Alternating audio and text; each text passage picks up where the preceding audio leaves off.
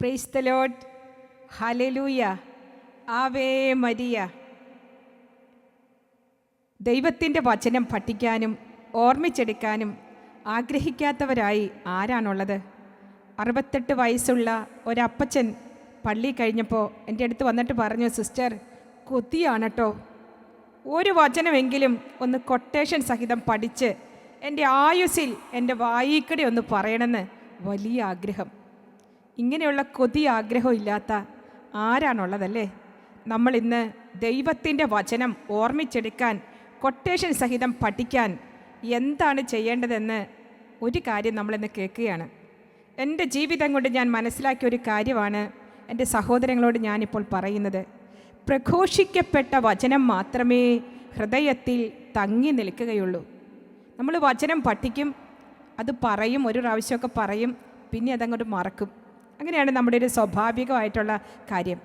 എന്നാൽ നമ്മൾ ഇന്ന് മുതൽ ഒരു തീരുമാനമെടുക്കുകയാണ്, ദൈവത്തിൻ്റെ വചനം നമ്മൾ പ്രഘോഷിക്കും. ആരോടാണ് പ്രഘോഷിക്കുന്നത്? മൈക്കെടുത്ത് നാളെ ടൗണിൽ പോയി പറയാൻ നമുക്കാർക്കും ആവില്ലല്ലോ. മൈക്കെടുത്ത് സ്കൂളിലെ കുട്ടികളോട് മുഴുവൻ പറയാൻ നമുക്ക് സാധ്യതകൾ കാണില്ല.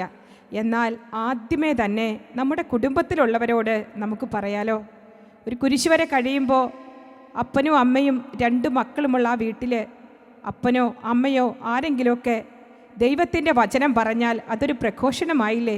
നമ്മുടെ പറമ്പിൽ പണിയുന്ന 3 പണിക്കാരെ വിളിച്ചുകൂട്ടി ഒരു വചനം പറഞ്ഞാൽ അതൊരു പ്രഘോഷണമായില്ലേ? പറയണം, വാ തുറന്ന് പറയണം. വാ തുറന്ന് പറയുമ്പോഴാണ് ദൈവത്തിൻ്റെ വചനം നമ്മുടെ ഉള്ളിൽ വേര് പിടിക്കുന്നത്. ദൈവത്തിൻ്റെ വചനം ഹൃദയത്തിൽ വേര് പിടിച്ചാൽ മാത്രമേ അത് ഹൃദയത്തിൽ തങ്ങി നിൽക്കത്തുള്ളൂ. വചനം പ്രഘോഷിക്കുമ്പോഴാണ്, ആ ദൈവവചനം റിലീസ് ചെയ്യുമ്പോഴാണ് അതിൻ്റെ ഫലം പൂർണ്ണമായി എടുക്കാൻ നമുക്ക് സാധിക്കുന്നത്. എൻ്റെ ഒരു കൊച്ചു ജീവിതാനുഭവം ഞാൻ ഓർക്കുകയാണ്. ഞാനിങ്ങനെ ദൈവത്തിൻ്റെ വചനം പഠിക്കുമായിരുന്നു. പഠിച്ചൊരു ഡയറി എടുത്തിട്ട് ഓരോ ദിവസവും പഠിക്കുന്ന 3 വചനങ്ങൾ വീതം ഡയറിയിൽ ഇങ്ങനെ എഴുതി വയ്ക്കും. വൈകുന്നേരം ഒന്ന് ഓർക്കും, പിന്നെ ഒന്ന് ഓർക്കും, പിന്നെ അതങ്ങോട്ട് അടുത്ത ആഴ്ച ആകുമ്പോഴത്തേക്കും അതങ്ങോട്ട് മറക്കും. അങ്ങനെയായിരുന്നു. എന്നാൽ പ്രഘോഷിക്കപ്പെട്ട വചനം മാത്രമേ ഹൃദയത്തിൽ തങ്ങി നിൽക്കുകയുള്ളൂ എന്നൊരു വലിയ ബോധ്യം കിട്ടിയ അന്ന് മുതൽ ഞാനൊരു തീരുമാനമെടുത്തു. ഞാൻ എൻ്റെ മഠത്തിലുള്ള അമ്മമാരെ വിളിക്കാൻ തുടങ്ങി. ഒന്നാമത്തെ വചനപ്രഘോഷണത്തിന് ഈശോ എനിക്ക് തന്നത് 3 അമ്മമാരെ ആയിരുന്നു. വളരെ തിരക്കുള്ള ആ ഒരു കാലഘട്ടത്തിൽ 3 അമ്മമാർ എൻ്റെ മുമ്പിൽ വന്നിരുന്ന് വചനം കേൾക്കാൻ തയ്യാറായി. ഒരാളുടെ ചെവി കേൾക്കാൻ പാടില്ലായിരുന്നു, ഒരാൾക്ക് കണ്ണ് അധികം അറിയത്തില്ലായിരുന്നു, ഒരാളൊരു പാർക്കിൻസൺസ് രോഗിയായിരുന്നു. 3 അമ്മമാരെ വിളിച്ചുകൂട്ടി ഞാൻ ഒന്നാമത്തെ വചനപ്രഘോഷണം ആരംഭിച്ചു. ഞാൻ ഓരോ വാക്ക് പറയുമ്പോഴും ഇവർ മനസ്സിലാകുന്നില്ലല്ലോ, ഇങ്ങനെ ഭയങ്കരമായിട്ട് ഇവരിങ്ങനെ ഡിസ്റ്റർബ്ഡ് ആകാൻ തുടങ്ങി. എൻ്റെ ബുദ്ധി എന്നോട് പറഞ്ഞു, ഈ 80 വയസ്സ് കഴിഞ്ഞ കണ്ണറിയത്തില്ലാത്ത ചെവി കേൾക്കില്ലാത്ത പാർക്കിൻസൺസ് രോഗികളായ ഈ അമ്മമാരോട് ദൈവവചനം പറഞ്ഞിട്ട് വേണോ, നീ വചനം പറഞ്ഞിട്ട് വേണോ ഇവർക്കിനി സ്വർഗത്തിൽ പോകാൻ? നിനക്ക് ഒരു പഠിപ്പിച്ചുകൊണ്ടിരിക്കുന്ന നിനക്ക് എന്തായാലും ദൈവവചനം പറയാൻ ഒരവസരവും കിട്ടത്തില്ല. അല്ലെങ്കിൽ വചനം പറയാൻ എന്ത് കഴിവാണ് ഉള്ളത്? എന്ത് ജീവിതത്തിൽ എന്ത് പ്രത്യേക അറിവാണുള്ളത് ദൈവത്തിൻ്റെ വചനം പറയാനായിട്ട്? ഇതൊക്കെ മടക്കി വെച്ചിട്ട് പോയി പഠിപ്പിച്ചുകൂടെ? ഇങ്ങനെ എൻ്റെ ബുദ്ധി പല കാര്യങ്ങളും എന്നോട് പറഞ്ഞു. എന്നാൽ എൻ്റെ ബുദ്ധിയിൽ ഞാൻ വിശ്വാസം നിറച്ചു. എൻ്റെ ബുദ്ധിയിൽ വിശ്വാസം നിറച്ച് ഞാൻ തീരുമാനമെടുത്തു, ദൈവത്തിൻ്റെ വചനം ഒരിക്കലും പരാജയപ്പെടില്ല. ഞാൻ ദൈവത്തിൻ്റെ വചനം പറയും. ഒരുപാട് അപകർഷതാബോധവും നെഗറ്റീവ് ചിന്തകളൊക്കെ നിറഞ്ഞു നിന്ന എൻ്റെ ജീവിതത്തിൽ ഓരോ അപകർഷതാബോധത്തിൻ്റെയും നിരാശയുടെയും ഒക്കെ ദുഃഖത്തിൻ്റെ ഒക്കെ വേരുകൾ ഓരോ വചനം പഠിച്ചു കഴിയുമ്പോഴും എൻ്റെ ഹൃദയത്തിൽ നിന്നും ഓരോ തരത്തിലുള്ള അപകർഷതാബോധത്തിൻ്റെയൊക്കെ വേരുകൾ പൊട്ടി മാറാൻ തുടങ്ങി. ഞാൻ പ്രത്യേകിച്ചൊരു ധ്യാനം കൂടിയത് കൊണ്ടോ പ്രത്യേകിച്ച് എന്തെങ്കിലും പ്രാർത്ഥനകൾ ചൊല്ലിയത് കൊണ്ടോ അല്ല എൻ്റെ ജീവിതത്തിൽ മാറ്റം വന്നത്. അങ്ങനെ മാറ്റം വരാം തീർച്ചയായിട്ടും. എന്നാൽ എന്നെ മാറ്റിമറിച്ചത് ഈ മഹാനുഗ്രഹത്തിൻ്റെ അക്ഷയപാത്രമാണ്. ഹല്ലേലൂയ. ഞാൻ പറയട്ടെ, പ്രഘോഷിക്കപ്പെട്ട വചനം മാത്രമേ ഹൃദയത്തിൽ തങ്ങി നിൽക്കുകയുള്ളൂ. ഈ ചെവി കേൾക്കില്ലാത്ത കണ്ണറിയത്തില്ലാത്ത ഈ അമ്മമാരോട് 3 ദൈവവചനം കൊട്ടേഷൻ സഹിതം ഞാൻ പഠിച്ചത് എൻ്റെ അമ്മമാരെ ഞാൻ പഠിപ്പിച്ചു. ഒന്നാമതവരെ പഠിപ്പിച്ച വചനമായിരുന്നു ജ്ഞാനത്തിൻ്റെ പുസ്തകം 16-ാം അധ്യായം 10-ാം വചനം. രോഗികളായ അമ്മമാരെ ഞാൻ പഠിപ്പിച്ചു വചനം. ജ്ഞാനത്തിൻ്റെ പുസ്തകം 16:10, അങ്ങയുടെ മക്കളെ വകവരുത്തുവാൻ വിഷസർപ്പത്തിൻ്റെ പല്ലിന് കഴിഞ്ഞില്ല, അങ്ങയുടെ കാരുണ്യം രക്ഷയ്ക്കെത്തി അവരെ സുഖപ്പെടുത്തി. ചെവി കേട്ടിട്ടോ കേൾക്കാഞ്ഞിട്ടോ അവർ മനസ്സിലായ ഭാവത്തിൽ തലയൊക്കെ ആട്ടി വചനപ്രഘോഷണമൊക്കെ കഴിഞ്ഞു. പിറ്റേ ദിവസം വഴിക്ക് വെച്ച് അവരെ കണ്ടപ്പോൾ ഒരമ്മ എൻ്റെ അടുത്ത് വന്നിട്ട് പറഞ്ഞു, എൻ്റെ കുഞ്ഞേ, എൻ്റെ ജീവിതത്തിൽ ഇന്നലെ ആ വചനം കൊച്ചു പറഞ്ഞില്ലേ, അതിനുശേഷം വലിയ മാറ്റങ്ങളാണ് വന്നിരിക്കുക. എനിക്ക് വചനം ശരിക്കും കേൾക്കാൻ ചെവിയൊന്നും കേൾക്കത്തില്ലായിരുന്നു, എങ്കിലും അത് വചനമാണെന്ന് വിശ്വസിച്ച് ഞാൻ ആ ക്ലാസ്സിലങ്ങ് ഇരുന്നേ ഉള്ളൂ. എനിക്ക് നന്നായിട്ട് നടുവ് നിവർത്തിയൊന്നും ഇടിക്കാൻ പറ്റുന്നില്ലായിരുന്നു. എന്നാൽ ഇന്ന് ഉല്ലാസത്തിന് 3/4 മണിക്കൂർ സമയവും എനിക്ക് നടുവ് നല്ല നിവർന്നിരിക്കാനായിട്ട് സാധിച്ചു. ഹല്ലേലൂയ. പ്രിയപ്പെട്ടവരെ, ഞാൻ പറഞ്ഞത് ദൈവത്തിൻ്റെ വചനം നമ്മുടെ അധരത്തിൽ നിന്ന് പുറപ്പെടണം. ഒരിക്കലും അത് ഫലരഹിതമായിട്ട് തിരിച്ചു വരത്തില്ല. ദൈവത്തിൻ്റെ വചനം പ്രഘോഷിക്കണം. ഞാൻ ഓർക്കുന്നു, പഴയ കാലഘട്ടങ്ങളിലൊക്കെ അന്ന് സ്കൂളിൽ പഠിപ്പിച്ചിട്ട് വരുമ്പോൾ ആരോടാ വചനം പറയുന്നത് ഒന്നും അറിയത്തില്ലാത്ത ഞാൻ പോയി എങ്ങനെയാണ് വചനം കേൾക്കാവോ എന്നൊക്കെ ഓരോരുത്തരോട് പോയി ചോദിക്കുന്നത്. ഞാൻ മടിച്ച് നിന്നു.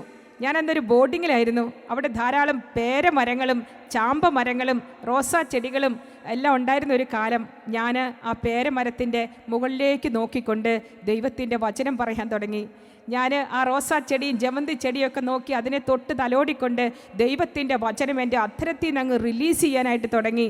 പ്രിയപ്പെട്ടവരെ, 1 മാസം കഴിഞ്ഞ് കാണില്ല, അത് കേട്ട വചനം കേട്ട റോസാ ചെടി നന്നായിട്ട്, അന്ന് വരെ പുഴുക്കുത്തൊക്കെ ഏറ്റ് പൂക്കളൊക്കെ അധികം ഉണ്ടാകാതിരുന്ന റോസാ ചെടി, പ്രത്യേകിച്ച് വളമൊന്നും ഇട്ടില്ല എന്ന് എനിക്ക് തോന്നുന്നു, അത് നന്നായിട്ട് വിടർന്ന് നിറച്ച് ചാപ്പിൽ നിറച്ച് വെക്കാൻ പാകത്തിന് പുഷ്പങ്ങൾ കൊണ്ട് നിറഞ്ഞു.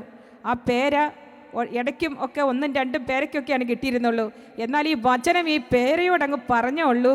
ഈ പേര മുഴുവൻ നിറഞ്ഞ് ഞങ്ങൾക്ക് എല്ലാവർക്കും സുഭിക്ഷമായിട്ട് ആഹാരം കഴിക്കാൻ പാകത്തിന് പേരയ്ക്ക ഉണ്ടായി. ഹല്ലേലൂയ. എനിക്കൊരു കാര്യം മനസ്സിലായി, ദൈവത്തിൻ്റെ വചനം ഫലദായകമാണ്. ദൈവത്തിൻ്റെ വചനം സമൃദ്ധി കൊണ്ടുവരുന്നതാണ്. ദൈവത്തിൻ്റെ വചനം ഒരിക്കലും പരാജയപ്പെടാത്തതാണ്. ദൈവത്തിൻ്റെ വചനം ഞാൻ എൻ്റെ അധരത്തിലെടുത്ത് പറഞ്ഞു കഴിഞ്ഞപ്പോൾ, പ്രഘോഷിച്ച് കഴിഞ്ഞപ്പോൾ എൻ്റെ ഉള്ളിൽ തന്നെ ഭയങ്കരമായൊരു സന്തോഷം എനിക്ക് അനുഭവിക്കാനായിട്ട് സാധിച്ചു. പ്രിയപ്പെട്ട സഹോദരങ്ങളെ, ദൈവത്തിൻ്റെ വചനം നമ്മൾ പറയണം, നാവെടുത്ത് സംസാരിക്കണം, അധരം തുറന്ന് ദൈവത്തിൻ്റെ വചനം പറയണം. ഏത് വചനമാണ് സിസ്റ്റർ എങ്ങനെയാണ് പറയേണ്ടത്? ഏത് വചനം പറഞ്ഞാലും ദൈവത്തിൻ്റെ വചനമെല്ലാം ദൈവനിവേശിതമായതുകൊണ്ട് അതിന് ഫലമുണ്ട്. മക്കൾ പഠിക്കുന്ന മുറിയിൽ പോയി സഹോദരങ്ങളെ, നിങ്ങളൊരു 3 ദൈവവചനം ഉറക്കി അങ്ങ് പറഞ്ഞേ, അല്ലെങ്കിൽ കിഴക്കും പടിഞ്ഞാറും തെക്കും വടക്കും അങ്ങോട്ട് തിരിഞ്ഞു നിന്നിട്ട് നിങ്ങൾ ഓരോ വചനം മാറി മാറി നിന്നങ്ങ് പറഞ്ഞേ. അല്ലെങ്കിൽ അത്രമാത്രം തിന്മയുടെ കെട്ടുള്ള കുട്ടികളാണെങ്കിൽ അവരുടെ മുറിയിൽ പോയി ഓരോ സങ്കീർത്തനം അങ്ങോട്ട് വായിച്ചേ. അല്ലെങ്കിൽ യോഹന്നാൻ്റെ സുവിശേഷം 19-ാം അധ്യായവും 20-ാം അധ്യായവും ഒക്കെ അങ്ങോട്ട് വായിച്ചേ. ദൈവത്തിൻ്റെ വചനം ഓർമ്മിച്ചെടുക്കാനും പഠിക്കാനുമുള്ള ഒരു ടിപ്പാണ് നമ്മൾ ദൈവത്തിൻ്റെ വചനം പ്രഘോഷിക്കണം, നാവെടുത്ത് പറയണം. ആദ്യമൊക്കെ നമുക്ക് ഭയങ്കര മടിയായിരിക്കും, അയ്യോ എൻ്റെ ജീവിത പങ്കാളി കണ്ടാലോ മക്കൾ കേട്ടാലോ. ഇന്നലെ വരെ അതും ഇതൊക്കെ പറഞ്ഞ് നടന്നിരുന്ന, വ്യർത്ഥവാക്കുകൾ പറഞ്ഞിരുന്ന ഞാൻ ഇന്ന് വചനം പറയുന്നത് കേട്ടാൽ എൻ്റെ കുഞ്ഞുങ്ങൾ എന്നെ കളിയാക്കും, എൻ്റെ ഭർത്താവ് ഭാര്യ എന്നെ കളിയാക്കുമെന്നൊന്നും അങ്ങനെയൊന്നും മനസ്സിൽ ഓർക്കണ്ട. നമുക്കൊരായുസേ ഉള്ളൂ. ഈ ആയുസിൽ ദൈവത്തിൻ്റെ വചനം നമ്മൾ പ്രഘോഷിക്കണം. നിങ്ങൾ ലോകമെങ്ങും പോയി സകല സൃഷ്ടികളോടും എൻ്റെ സുവിശേഷം പ്രസംഗിക്കാനാണ് കർത്താവ് പറഞ്ഞേക്കുന്നത്. മർക്കോസിൻ്റെ സുവിശേഷം 16-ാം അധ്യായം 20-ാം വചനം പറയുന്നുണ്ട്, കർത്താവ് അടയാളങ്ങൾ കൊണ്ട് ദൈവത്തിൻ്റെ വചനം സ്ഥിരീകരിച്ചു എന്ന്. കർത്താവ് അവരോടുകൂടെ പ്രവർത്തിക്കുകയും അടയാളങ്ങൾ കൊണ്ട് വചനം സ്ഥിരീകരിക്കുകയും ചെയ്തു. നിങ്ങളോട് ദൈവത്തിൻ്റെ വചനം പറയാനേ പറഞ്ഞിട്ടുള്ളൂ, സ്ഥിരീകരിക്കേണ്ടത് ദൈവമാണ്. ഒരു വചനം നമ്മുടെ അധരത്തിൽ നിന്ന് പുറപ്പെട്ടാൽ അത് സ്വർഗത്തിൻ്റെ കവാടത്തിൽ ചെന്ന് മുട്ടും. കാരണം അതിൻ്റെ ഉടമസ്ഥൻ ദൈവമാണ്. ദൈവത്തിൻ്റെ അധരത്തിൽ നിന്ന് പുറപ്പെട്ടതാണ് ഈ വചനം. നമുക്കെല്ലാവർക്കും വിശുദ്ധ ഗ്രന്ഥം ഒന്ന് കരങ്ങളിലെടുക്കാം. ദൈവത്തിൻ്റെ വചനം പ്രഘോഷിക്കാൻ, വചനം ഒന്ന് പഠിക്കാൻ എത്ര നാളായി നമ്മൾ ആഗ്രഹിക്കുന്നല്ലേ? ഇങ്ങനെ വചനം പഠിക്കാൻ ആഗ്രഹിക്കുന്ന എല്ലാ സഹോദരന്മാരും ഇന്ന് തന്നെ നിങ്ങൾക്ക് എത്ര വചനം അറിയാവോ? ഒരുപക്ഷെ 3 ആയിരിക്കും അറിയത്തുള്ളൂ. അതുമായിട്ട് അങ്ങ് ഇറങ്ങുക. നിങ്ങളുടെ റബ്ബർ തോട്ടത്തിലേക്ക് അങ്ങ് ഇറങ്ങ്, നിങ്ങളുടെ പേരത്തോട്ടത്തിലേക്ക് അങ്ങ് ഇറങ്ങ്, ആ ചീനിയുടെ അടുത്തേക്ക് അങ്ങ് ഇറങ്ങ്. എന്നിട്ട് അവിടെ പോയി അതിന് പറ, അധരം തുറന്ന് പറ. അധരത്തിൽ നിന്ന് പുറത്തേക്ക് വരട്ടെ. ഈ ചീനിക്കും ഈ മാവിനും ഈ തെങ്ങിനും ഒക്കെ ചെവിയുണ്ട്. നമ്മുടെ കണ്ണുനീർ കഥ കേൾക്കാൻ അവയ്ക്ക് ചെവിയില്ല, നമ്മുടെ കഥന ദുഃഖങ്ങൾ കേൾക്കാൻ അവയ്ക്ക് ചെവിയില്ല. എന്നാൽ അവയ്ക്ക് ചെവി തുറക്കും എപ്പോൾ? സൃഷ്ടാവിൻ്റെ സ്വരം കേൾക്കുമ്പോൾ സൃഷ്ടവസ്തുക്കൾക്കെല്ലാം അത് തിരിയും, അവയുടെ ചെവികൾ തുറക്കും. പ്രിയപ്പെട്ടവരെ, നമ്മൾ ഇന്ന് ചെയ്യേണ്ട ഒരു ഹോംവർക്കാണ്. നിങ്ങൾക്ക് ഇന്ന് പുതിയതായിട്ടൊന്നും പഠിക്കേണ്ട, നിങ്ങൾക്കറിയാവുന്ന വചനം നിങ്ങൾ പുറത്തേക്ക് ഇറങ്ങി നിങ്ങൾ പറ. ഞാൻ എൻ്റെ ജീവിതത്തിൽ ദൈവത്തിൻ്റെ വചനം പഠിച്ച ഒരു വചനവും എൻ്റെ ഉള്ളിൽ ഞാൻ വെച്ചുകൊണ്ടിരിക്കില്ല, അത് പുറത്തേക്ക് റിലീസ് ചെയ്യും. എനിക്കറിയാം ഒരു ദൈവവചനം എന്നെ എൻ്റെ ഈശോ എൻ്റെ ബുദ്ധിയിൽ പഠിപ്പിച്ചു എന്നതിൻ്റെ അർത്ഥം അതിനു വേണ്ടി ഒരു 100 പേരെ കർത്താവ് പുറത്ത് തയ്യാറാക്കി നിർത്തിയിരിക്കുന്നു എന്നാണ്. ഞാൻ ഒരു ദൈവവചനം പഠിച്ചാൽ എനിക്കറിയാം അന്ന് ആ വചനം ആവശ്യമുള്ള ഏതെങ്കിലും ഒരു വ്യക്തി എന്നെ ഫോണിൽ വിളിക്കും. പ്രഘോഷിക്കണം, ദൈവത്തിൻ്റെ വചനം കൊട്ടിക്കണം, അധരത്തിൽ നിന്ന് റിലീസ് ചെയ്ത് ദൈവത്തിൻ്റെ വചനം പറയണം. ഏത് പ്രതികൂലങ്ങളിലും ദൈവത്തിൻ്റെ വചനം പറയണം. നിങ്ങളുടെ കുടുംബത്തിൻ്റെ അന്തരീക്ഷം മോശമാണ്, മദ്യത്തിൻ്റെ ദുർഗന്ധവും അശ്ലീല സംഭാഷണങ്ങളും ഇങ്ങനെ കലുഷിതമായ ഒരു അന്തരീക്ഷമായിരിക്കാം നമ്മുടെ കുടുംബത്തിൻ്റെ അന്തരീക്ഷം. സഹോദരി, സഹോദര, ഒന്ന് അധരം തുറന്ന് പറ. ഈ കാഹള ശബ്ദത്തിന് മുൻപിൽ മറ്റെല്ലാ അപസ്വരങ്ങളും കീഴടങ്ങുക തന്നെ ചെയ്യും. ഈ വചനത്തിന് മുൻപിൽ എല്ലാ മുട്ടുകളും മടങ്ങും, എല്ലാ നാവുകളും കർത്താവെന്ന് യേശു ദൈവമാണെന്ന് ഏറ്റുപറയുകയും ചെയ്യും. ആകയാൽ യേശുക്രിസ്തു ഏകരക്ഷകനായ കർത്താവിനെ നമുക്ക് ഉയർത്താം. കർത്താവിൻ്റെ വചനം നമ്മുടെ കുടുംബത്തിൽ തന്നെ ആദ്യം ആ വചന ശബ്ദം മുഴങ്ങട്ടെ. മക്കളുടെ ചെവികളിൽ ആദ്യം ആ വചന ശബ്ദം മുഴങ്ങട്ടെ. നിങ്ങൾക്ക് കൊച്ചു കുട്ടികൾ, താരാട്ട് പാടുന്ന കൊച്ചു കുട്ടികളൊക്കെ വീട്ടിലുണ്ടെങ്കിൽ അവരെ ഉറക്കാൻ കിടത്തുമ്പോഴൊക്കെ അമ്മമാർ അവരുടെ ചെവിയിലേക്ക് ദൈവവചനം ഒന്ന് പറഞ്ഞു നോക്കിക്കേ. ആ കുട്ടികൾക്കുണ്ടാകുന്ന വ്യത്യാസം നിങ്ങൾക്ക് തന്നെ കാണാനായിട്ട് സാധിക്കും. ആകയാൽ എൻ്റെ പ്രിയപ്പെട്ട സഹോദരങ്ങളെ, ദൈവത്തിൻ്റെ വചനം പഠിക്കാനുള്ള ഒരു രണ്ടാമത്തെ ഒരു ടിപ്പായിട്ട് പറയാനായിട്ട് ആഗ്രഹിക്കുന്നത്, ദൈവത്തിൻ്റെ വചനം പ്രഘോഷിക്കണം. ദൈവത്തിൻ്റെ വചനം നാവിലെടുക്കണം. പ്രഘോഷിക്കപ്പെട്ട വചനമാണ് ഹൃദയത്തിൽ തങ്ങി നിൽക്കുന്നത്. അതുകൊണ്ട് ദൈവത്തിൻ്റെ വചനം ഏത് വ്യക്തി പറയുന്നുവോ അവിടെ പ്രയോജനം ഉണ്ടായിരിക്കും. ഞാനൊരു കൊച്ചു അനുഭവ സാക്ഷി നിങ്ങളുമായിട്ട് പങ്കുവയ്ക്കാൻ ഞാൻ ആഗ്രഹിക്കുന്നു. ഒരിക്കലൊരു വികാരി അച്ഛൻ തൻ്റെ ഇടവകയിലുള്ള കുട്ടികളോട് പറഞ്ഞു, മക്കളെ, നിങ്ങൾ ഏതെങ്കിലും ഒരു ദൈവവചനം നിങ്ങളുടെ വീടിൻ്റെ അടുത്തുള്ള അല്ലെങ്കിൽ നിങ്ങൾ പോകുന്ന വണ്ടിക്കാരനോടോ നിങ്ങൾ കയറുന്ന പെട്ടിക്കടക്കാരനോടോ ആരോടെങ്കിലും ഏതെങ്കിലും ഒരു വചനമെങ്കിലും ഒരു പ്രാവശ്യം പറഞ്ഞിട്ട് അടുത്ത ഞായറാഴ്ച കാറ്റഗിസം ക്ലാസ്സിൽ നിങ്ങൾ വന്നാൽ നിങ്ങൾക്ക് എല്ലാവർക്കും സമ്മാനമുണ്ട്. അങ്ങനെ പറഞ്ഞിട്ട് വരുന്ന കുട്ടികൾക്കെല്ലാവർക്കും സമ്മാനമുണ്ടെന്ന് പറഞ്ഞു. കുട്ടികൾ മിടുക്കന്മാരും മിടുക്കികളും അവരിങ്ങനെ ചിന്തിക്കുകയാണ്, ഞാൻ ആ വണ്ടിക്കാരനോട് പറഞ്ഞാൽ ചിലപ്പോൾ അടി കിട്ടും, ആ സ്കൂട്ടറുകാരനോട് പറഞ്ഞാൽ എനിക്ക് വല്ലോ കുഴപ്പമുണ്ടെന്ന് ഓർക്കും. ഇങ്ങനെയൊക്കെ ചിന്തിച്ച് ഓരോരുത്തർ നടന്നകന്നു. ഒരു കൊച്ചു മിടുക്കൻ ഇങ്ങനെ ചിന്തിച്ചു, എൻ്റെ വീടിൻ്റെ 8 വീട് അപ്പുറത്ത് ഒരു ചേച്ചി തനിച്ച് താമസിക്കുന്നുണ്ട്. ആ ചേച്ചിയുടെ അടുത്ത് പോയി ഒരു വചനം പറയാം. അച്ഛൻ പറഞ്ഞു വിട്ടത് പറയാനുള്ള വചനം ഇതാണ്: ഈശോ നിന്നെ സ്നേഹിക്കുന്നു. ദൈവം സ്നേഹമാണ്. ഈശോ നിന്നെ സ്നേഹിക്കുന്നുവെന്ന ദൈവദൂതാണ് ഒരാളോടെങ്കിലും പറയേണ്ടത്. അങ്ങനെ ഈ ആൺകുട്ടി 4ാം ക്ലാസ്സുകാരൻ ഓടി ആ ചേച്ചിയുടെ വീട്ടിലേക്ക് ഓടിച്ചെന്നു. അവിടെ ചെന്നപ്പോൾ ചെരുപ്പുകളൊന്നും പുറത്തില്ല, വാതിലുകളൊക്കെ അടച്ചിരിക്കുന്നു, ജനാലകൾ അടച്ചിരിക്കുന്നു. അപ്പോൾ ഈ വീട്ടിൽ ആരുമുള്ള ലക്ഷണമില്ല.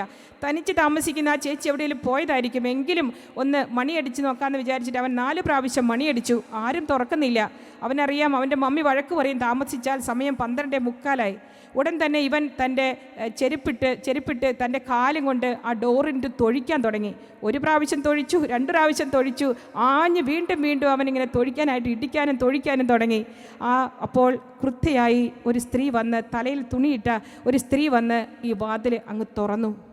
അപ്പോൾ ഇവൻ പറഞ്ഞു, ആൻറ്റി, എത്ര നേരമായി ഞാൻ ഇവിടെ തൊഴിക്കലും ഇടിക്കലും ഒക്കെ ആയിട്ട് നിൽക്കുന്നു. ഒരൊറ്റ കാര്യം എനിക്ക് പറഞ്ഞാൽ മതി. എൻ്റെ വികാരിയച്ഛൻ പറഞ്ഞു വിട്ടിട്ടാണ് ഞാനിവിടെ വന്നിരിക്കുക.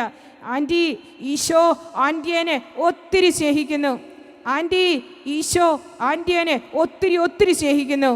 ആൻറ്റി, ഈശോ ആൻറ്റിയെ ഒത്തിരി സ്നേഹിക്കുന്നു. ടാറ്റാ, ഞാൻ പോവുകയാണേ. ദൈവസ്നേഹമാണേ. Thank you aunty. തൻ്റെ ചെരുപ്പും ധരിച്ച് ഈ കൊച്ചുമിടുക്കൻ ഇറങ്ങി അവൻ്റെ വീട്ടിലേക്ക് യാത്രയായി. പിറ്റേ ഞായറാഴ്ചയായി. വികാരിയച്ഛൻ കാറ്റഗിസം ക്ലാസ്സിലെ കുട്ടികളോട് ചോദിച്ചു, ആരെങ്കിലും ഈശോ നിന്നെ സ്നേഹിക്കുന്നു എന്ന വചനം ഏതെങ്കിലും ഒരു വ്യക്തികളോടെങ്കിലും പറഞ്ഞ ആരെങ്കിലും ഉണ്ടെങ്കിൽ മുന്നോട്ടേക്ക് വരാൻ പറഞ്ഞു. കുറച്ച് കുട്ടികളെ ക്യൂവായി അവിടെ നിന്നു. അച്ഛൻ്റെ കയ്യിൽ നിന്നും സമ്മാനം വാങ്ങിക്കാൻ ക്യൂവിൽ കുട്ടികളെ നിൽക്കുമ്പോൾ ഒരു സ്ത്രീ ഓടി വന്ന് അച്ഛൻ്റെ കയ്യിൽ നിന്നും മൈക്ക് വാങ്ങിച്ചു. അച്ഛാ, എനിക്കൊരു കാര്യം പറയാനുണ്ട്. ഞാൻ എൻ്റെ ജീവിതം മടുത്ത്, എൻ്റെ ഏകാന്തത മടുത്ത്, എൻ്റെ ജീവിതത്തിൽ ദൈന്യത കൊണ്ട്, ജീവിതത്തിൻ്റെ അസ്വസ്ഥതകൾ കൊണ്ട് എൻ്റെ ജീവിതം അവസാനിപ്പിക്കാമെന്ന് കരുതി ഒരു കപ്പിൽ എൻ്റെ ജീവിതം അവസാനിപ്പിക്കാനുള്ളതെല്ലാം കലക്കി ഇങ്ങനെ വെച്ച് എൻ്റെ ചുണ്ടോട് അടുപ്പിക്കുമ്പോൾ ഇതാ ഒരു കോളിംഗ് ബെൽ. ചെരുപ്പുകളെല്ലാം മാറ്റി വളരെ കരുതലോടെയാണ് ഒരു എഴുത്തും എഴുതി വെച്ചിട്ട് ഞാനിത് ചെയ്യാനായിട്ട് മുതിർന്നത്. 3-4 പ്രാവശ്യം മണിയടിച്ച് കഴിയുമ്പോൾ ആരും പിന്തിരിഞ്ഞ് പൊക്കോളും, കാരണം ഇവിടെ ആരും ഇല്ലയെന്ന് ബോധ്യമാകുമല്ലോ. ഞാനങ്ങനെ വിഷമിച്ച് എൻ്റെ കപ്പ് അടുപ്പും തറയിൽ വെച്ചിട്ട് ഞാൻ വീണ്ടും ശ്രദ്ധിച്ചു, ആൾ പോയോ ഇല്ലയോ. വീണ്ടും എൻ്റെ വാതിലിനിട്ട് ഇടിക്കാൻ തുടങ്ങി, വീണ്ടും തൊഴിക്കാൻ തുടങ്ങി. ഇതിൻ്റെ കുറ്റി താനെ പറഞ്ഞു പോരുമെന്ന സ്ഥിതിയിലെത്തി.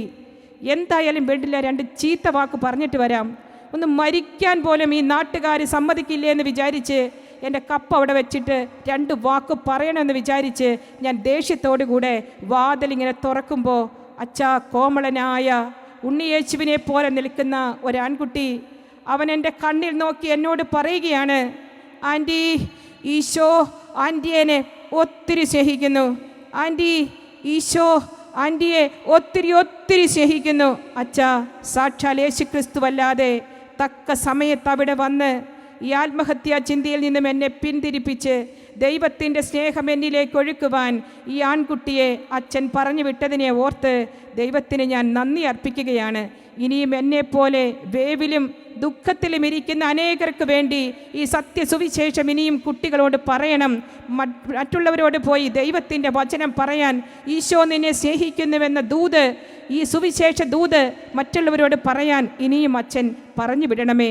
അച്ഛൻ കഴിഞ്ഞ ഞായറാഴ്ച അങ്ങനെ ഒരു നിർദ്ദേശം കൊടുത്തില്ലായിരുന്നെങ്കിൽ ദുർമരണം സംഭവിച്ച ഒരു സ്ത്രീയുടെ ശവസംസ്കാരത്തിന് അച്ഛൻ പ്രാർത്ഥന ചെല്ലേണ്ടതായി വന്നേനെ. പ്രിയപ്പെട്ട സഹോദരങ്ങളെ, ഒരൊറ്റ വാക്ക് മതി ആത്മഹത്യക്കൊരുങ്ങുന്ന ഒരു വ്യക്തിയെ ജീവിതത്തിലേക്ക് കൂട്ടിക്കൊണ്ടുവരുവാൻ. അത് ദൈവത്തിൻ്റെ വചനം. ഇത് പറയണം. മറ്റാ കുട്ടി വേറെ ഒന്നും പറഞ്ഞില്ല, ഈശോ ആൻറ്റിയെ സ്നേഹിക്കുന്നു. എന്നെ കേട്ടുകൊണ്ടിരിക്കുന്ന പ്രിയപ്പെട്ട സഹോദരി സഹോദരന്മാരോട് എനിക്ക് ഒറ്റ കാര്യമേ പറയാനുള്ളൂ. നിങ്ങളുടെ അധരത്തിൽ നിന്ന് പുറപ്പെടുന്ന ഒരു വചനത്തിന് വേണ്ടി നിങ്ങളുടെ ദേശത്ത്, നിങ്ങളുടെ നാട്ടിൽ, നിങ്ങളുടെ കുടുംബത്തിൽ, നിങ്ങളുടെ തലമുറയിൽ എത്രയോ പേര് കാത്തിരിക്കുന്നു. കർത്താവിൻ്റെ സുവിശേഷം പറയുവാൻ നാം മടിച്ചാൽ നാം ഈ കാലഘട്ടത്തിലെ ജനത്തോട് ചെയ്യുന്ന ഒരു വഞ്ചനാത്മകമായ തീരുമാനമായിരിക്കില്ലേ അത്. ദേശത്ത് ഞാൻ ക്ഷാമം അയക്കുന്ന നാളുകൾ വരുന്നു. ഭക്ഷണക്ഷാമമോ ദാഹജലത്തിനുള്ള വറുതിയോ അല്ല, കർത്താവിൻ്റെ വചനം ലഭിക്കാത്തത് കൊണ്ടുള്ള ക്ഷാമമായിരിക്കും അത്. അന്ന് അവർ കടൽ മുതൽ കടൽ വരെയും കിഴക്ക് മുതൽ പടിഞ്ഞാറ് വരെയും അലഞ്ഞു തിരിയുമെങ്കിലും അവർക്ക് വചനം ലഭിക്കുകയില്ല. അന്ന് സുന്ദരികളായ കന്യകമാർ വചനം ലഭിക്കാതെ ദാഹം കൊണ്ട് മൂർച്ഛിച്ചു വീഴും. പ്രിയപ്പെട്ട സഹോദരങ്ങളെ, ആമോസിൻ്റെ പുസ്തകം 8-ാം അധ്യായം 11-12 തിരുവചനം, ദേശത്ത് ഞാൻ ക്ഷാമം അയക്കുന്ന നാളുകൾ വരുന്നു. നമ്മുടെ കുടുംബത്തും ദേശത്തുമുള്ളത് ഭക്ഷണക്ഷാമമോ ദാഹജലത്തിനുള്ള വറുതിയോ അല്ല എന്ന് നമുക്കെല്ലാവർക്കും അറിയാം. ഈ ദാഹം ആരാണ് തീർക്കേണ്ടത്? നിന്റെ അധരത്തിൽ നിന്ന് പുറപ്പെടുന്ന വചനത്തിന് വേണ്ടി കാതോർക്കുന്ന ആയിരങ്ങളും പതിനായിരങ്ങളുമുള്ള ഒരു ദേശത്താണ് നീ ജീവിക്കുന്നതെന്ന കാര്യം മറക്കാതിരിക്കുക.